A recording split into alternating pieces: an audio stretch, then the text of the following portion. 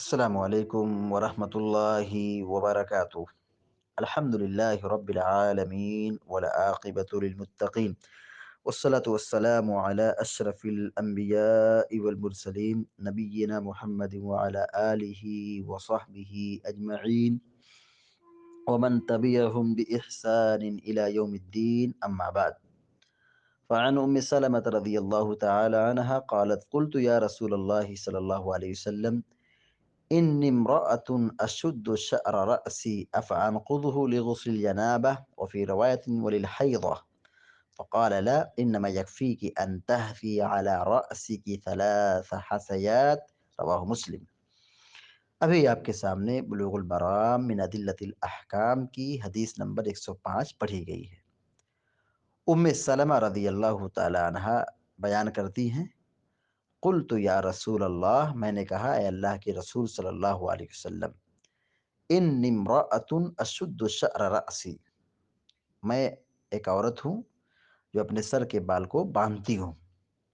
انی مانے بے شک میں، امرأۃ عورت، امرأۃ عورت، اشد میں باندھتی ہوں، اشد میں باندھتی ہوں، شعر رأسی اپنے سر کے بال کو، شعر مانے بال، رأس مانے سر، رأسی میرا سر یعنی اپنے سر، میں اپنے سر کے بال کو باندھتی ہوں۔ یعنی عورت کا بال کیسا ہونا چاہیے؟ چوٹی میں بندھا ہونا چاہیے اور بال کی حفاظت کرنا چاہیے، اور عورت کو زیب و زینت اختیار کرنا چاہیے۔ اسی لیے حضرت ام سلمہ نے کہا کہ میں ایک عورت ہوں کہ میں اپنے سر کے بال کو باندھتی ہوں۔ تو عورت کو چاہیے کہ اپنے سر کے بال کو سنوارے اور اس کو چوٹی میں باندھے، اس کو کھلا نہ رکھے۔ افانقضہ لغسل الجنابہ، سوال آگے ہے، سوال یہ ہے کہ افانقضہ لغسل الجنابہ، کیا میں اپنے سر کے بال کو کھولوں غسل جنابت کے لیے؟ افانقضہ، کیا میں کھولوں؟ نقض ینقض مانے کھولنا، انقض میں کھولوں، استفہام کے لیے یعنی سوال ہے، مانے کیا، فا مانے تو، آفا کیا، تو، انقض میں کھولوں، ہو اس کو یعنی کس کو؟ سر کے بال کو۔ افانقضہ، کیا میں اس کو کھولوں، لغسل الجنابتی غسل جنابت کے لیے، غسل مانے غسل، جنابت مانے جنابت معروف ہے یعنی ناپاکی کا غسل۔ افانقضہ لغسل الجنابہ، کیا میں غسل جنابت کے لیے اس کو کھولوں؟ فقال لا، وفی روایت وللحیضہ، اور ایک روایت میں یعنی دوسری روایت میں ہے وللحیضۃ، یعنی جنابت کی جگہ پہ کیا ہے؟ حیض کا لفظ ہے، یعنی حیض کے غسل کے لیے میں اس کو کھولوں یعنی سر کے بال کو کھولوں۔ دیکھیے جنابت دو طرح سے ہوتی ہے، ایک تو کہ عورت کی منی نکل جائے یعنی ہم بستری ہو یا اس کو احتلام ہو، دوسری شکل یہ ہے کہ اس کو خون آئے، یعنی ہر عورت کو، ہر بالغ بچی کو، خاتون کو ہر مہینے خون آتا ہے شرمگاہ کے راستے سے، اس کو حیض کہا جاتا ہے اور اس کو انگلش میں MC کہتے ہیں۔ تو یہ خون آتا ہے، تو یہ بھی خون آنے کے بعد عورت کو غسل کرنا پڑتا ہے، اور ایک جنابت کا ہے کہ اسے احتلام ہو گیا یا پھر وہ ہم بستری کا معاملہ ہو گیا، تو دونوں صورتوں میں غسل واجب ہوتا ہے، یعنی ہم بستری ہو یا احتلام ہو یا اس طریقے سے حیض کا خون آ جائے، تو دونوں صورتوں میں غسل کرنا ہے، دونوں صورتوں میں غسل کرنا پڑتا ہے۔ اور یہی سوال یہاں پہ کیا کہ کیا میں غسل جنابت کے لیے اپنے بال کو کھولوں، یا یہ سوال کیا دوسری روایت کے مطابق کہ میں غسل حیض کے لیے اپنے سر کے بال کو کھولوں؟ فقال لا، تو آپ نے کہا نہیں، لا مانے نہیں، یعنی سر کے بال کو کھولنے کی، چوٹی کو کھولنے کی ضرورت نہیں ہے۔ پہلے زمانے میں یہ تھوڑا پرابلم تھا، پانی کا مسئلہ تھا، پھر اس کے بعد بال عورتیں کھولتی تھی، پھر ان کو بنانا، پھر سنوارنا، اور یہ مشکل کام تھا، اور آج بھی مطلب خواتین کے لیے تھوڑا مشکل کام ہے۔ تو اگر وہ کھولتی ہیں تو اچھی بات ہے، لیکن اگر وہ نہیں کھولتی ہے تو کوئی بات نہیں ہے، کھول لیں تو اچھی بات ہے، سر کے بال کو کھول لیں، اچھی طریقے سے رگڑ رگڑ کر کے دھل لیں تو اچھی بات ہے۔ لیکن اگر وہ جو بال لٹک رہا ہے جو چوٹی میں بندھا ہوا ہے، تو اس کو کھولے بغیر بھی غسل ہو سکتا ہے، لیکن شرط کیا ہے کہ پانی بال کی جڑ تک پہنچنا چاہیے، بال کی جڑ تک پانی پہنچنا چاہیے۔ فقال اللہ، تو آپ نے کہا نہیں، مطلب یہ کہ اس بال کو کھولنا یہ ضروری نہیں ہے، چاہے غسل جنابت ہو یا غسل حیض ہو، دونوں صورتوں میں اپنے سر کے بال کو یعنی بال کی چوٹی کو کھولنا ضروری نہیں ہے، بس یہ کہہ سکتے ہیں کہ مستحب ہے، اچھی بات ہے کہ اگر عورت کھول لیتی ہے تو اچھی بات ہے، اس کے لیے آسانی ہے، لیکن اگر وہ نہیں کھولتی ہے تو کوئی حرج نہیں ہے، لیکن بال کی جڑ میں پانی پہنچنا چاہیے۔ اسی کو آپ نے کہا انما یکفیکی ان تحفی علی رأسکی ثلاث حفنا، ثلاث حثیات، ثلاث حثیات، انما مانے بے شک، یقیناً، یکفی کی تمہیں کافی ہو جائے گا، پورا ہو جائے گا، تمہارے لیے کافی ہوگا، انما یکفی کی تمہیں کافی ہوگا، تمہارے لیے کفایت کر جائے گا، انتحفی، انتحسی کا معنی ہوتا ہے پانی گرانا، چلو لے کر پانی گرانا، چلو میں پانی لے کر پانی گرانا۔ یہ چلو کسے کہتے ہیں؟ دونوں ہاتھوں کو ملا کر ہتھیلی پر پانی رکھنا، یعنی یہ پانی رکھا ہوا ہے نیچے برتن میں، تو دونوں ہاتھ کو ڈال کر کے اپنے ہاتھ کو مطلب یہ دونوں انگلیوں کو ملا لینا، ہتھیلی کو ملا لینا، اور پھر اس میں پانی لے کر کے سر پہ ڈالنا، اسی کو کہتے انتحفی، یہ کہ تم چلو میں لے کر پانی بہاؤ، پانی گراؤ، علی رأسی کی، اپنے سر پر، رأسی کی دیکھیے یہ فیمیل کے لیے یہ لیڈیز کے لیے، رأسی کی اس طرح اگر پڑھیں گے تو کس کے لیے استعمال ہوگا؟ مؤنث کے لیے، لیڈیز کے لیے، عورت کے لیے، اور اگر اس کو علی رأسی کا پڑھیں، کاف پہ زبر پڑھیں تو یہ کیا ہو جائے گا؟ جنس ہو جائے گا، مذکر کے لیے، تو اس کو کیا پڑھیں گے؟ علی رأسکی، کیونکہ یہاں پہ خطاب کیا ہے؟ عورت سے ہے، انما یکفی کی لیڈیز کے لیے ہے، کاف کے نیچے زیر، اور اگر مذکر کے لیے ہوگا، جنس کے لیے، تو کاف ہوگا، لیکن یہاں خطاب کس کو؟ عورت کو ہے۔ انما یکفیکی ان تحثی علی رأسکی ثلاث حثیات، علی رأسکی، اپنے سر پر، علی رأسکی، اپنے، علی مانے پر، راس مانے سر، کاف مانے تمہارا، اب یہاں پہ کیا ہے؟ جو خطاب ہے یعنی اپنے سر پر، انما یکفی کی تمہیں کافی ہو جائے گا، ان تحسی علی رأسک، کہ تم اپنے سر پر پانی گراؤ، ثلاث حسیات، ثلاث مانے تین، حسیات مانے چلو، چلو ابھی بتایا کہ دونوں ہاتھوں کو ملا کر ہتھیلی میں پانی رکھنا، دونوں ہاتھوں کو ملا کر ہتھیلی میں پانی رکھنا، اس کو کہتے ہیں چلو۔ ان تحثی علی رأسک ثلاث حثیات، کہ تم اپنے سر پر تین چلو پانی گراؤ، تین چلو پانی گراؤ مطلب کیا ہے؟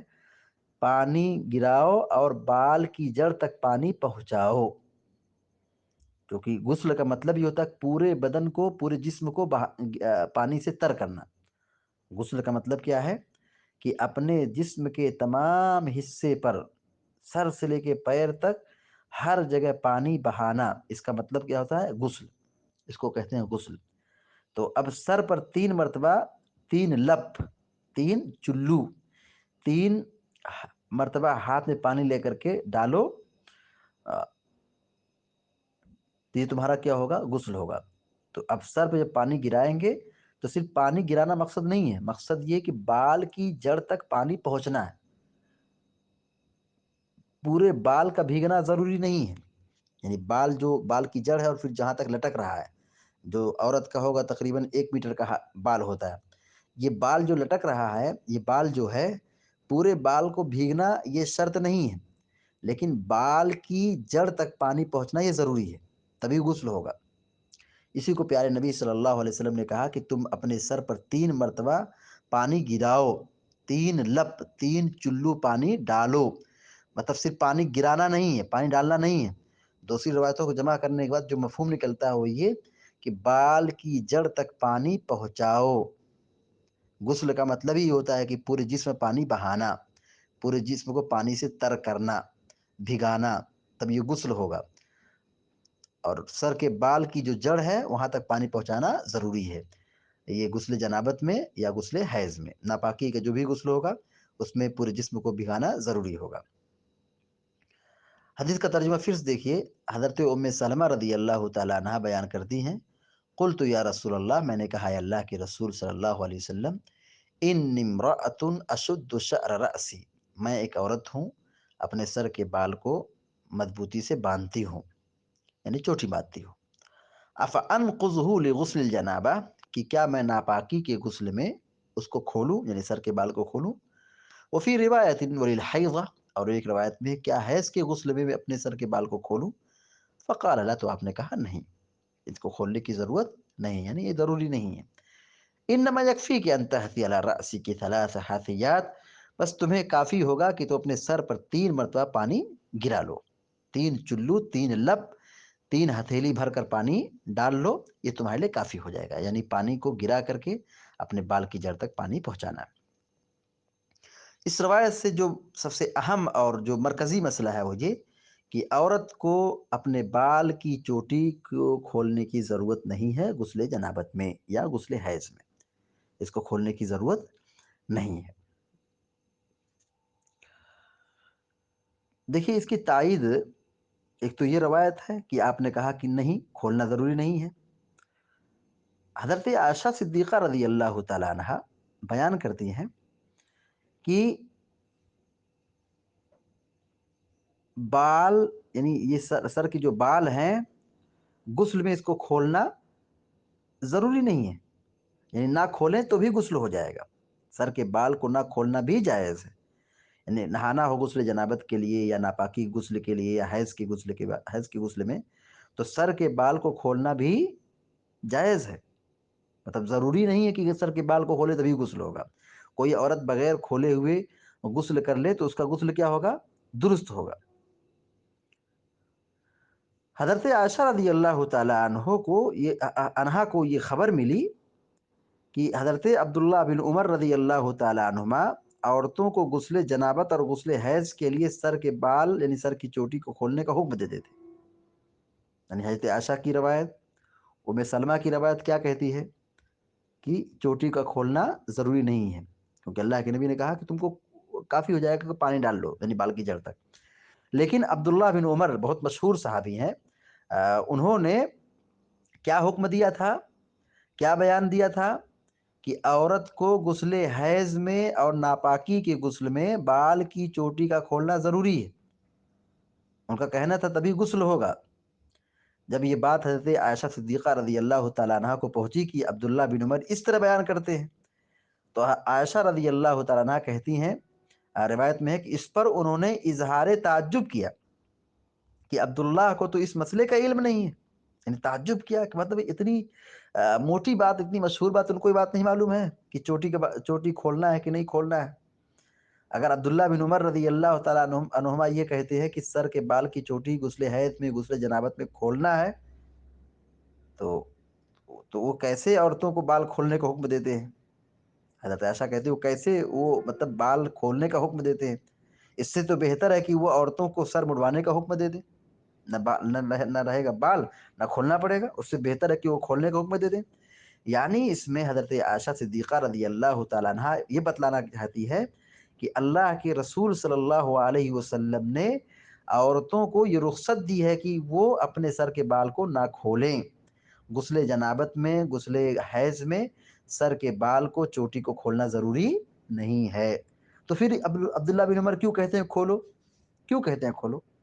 اس سے بہتر ہے کہ عورت کو کہے اپنے سر کے بال کو حلق کر دیں، کٹا دیں۔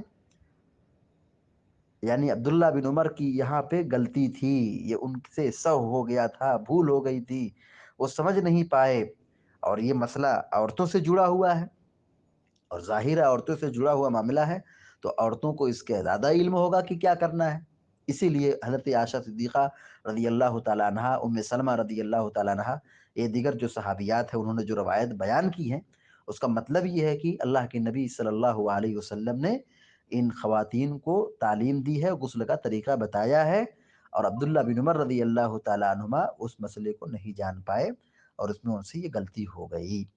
تو حاصل کلام یہ ہوا کہ غسل جنابت میں یا غسل حیض میں عورت کو اپنے سر کے بال کی یا چوٹی کو کھولنا ضروری نہیں ہے۔